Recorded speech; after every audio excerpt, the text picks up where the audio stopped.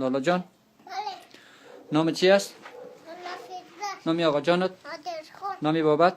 شدگل. بابا کلانت؟ فیزگل. چند سال هستی؟ 4 ساله. از کجا هستی؟ اشتوستا. بنده کیستی؟ بنده خدا. امت کی هستی؟ ما دست لالا. در مذهب کی هستی؟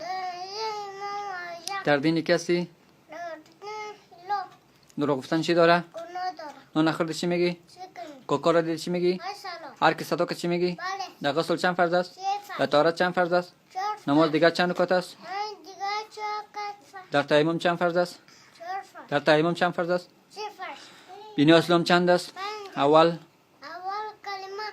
دوم، دوم نماز. سوم، سوم دویده. چهارم، چهارم زکات. پنجم. پنجم از خانه کعبه. 4 خلیفه اسلام نام بگی. حضرت عثمان. هم، حضرت ابوبکر. هم، حضرت عمر. هم. حضرت علی. پدر حضرت محمد چی نام داشت؟ عبدالله. پدر کلانش، مطلب. مادرش، مادرش بیبی. دامادش، دامادش حضرت علی. نواسش، نوشش امام حسین. خانمش. خانمش ها، عایشه صدیقه. حضرت محمد از کدام قبیله بود؟ از قبیله قریش. اولین سوره که به حضرت محمد نازل شد کدام سوره بود؟ سوره اقرا. نزول قرآن کریم در کجا بود؟ دو غریره. بزرگترین گناه به نزد خداوند چی است؟ چیزکش. اولین زنی که در روی خدا شهید شد کی بود؟ اولین زنی که در روی خدا شهید شد کی بود؟ مایا. سمیه کی بود؟ سمیه. یا حضرت راشد. زود بگو. زنی حضرت یاسر. به چند کتابی من داری؟ به کدام 4 کتاب؟ قرآن.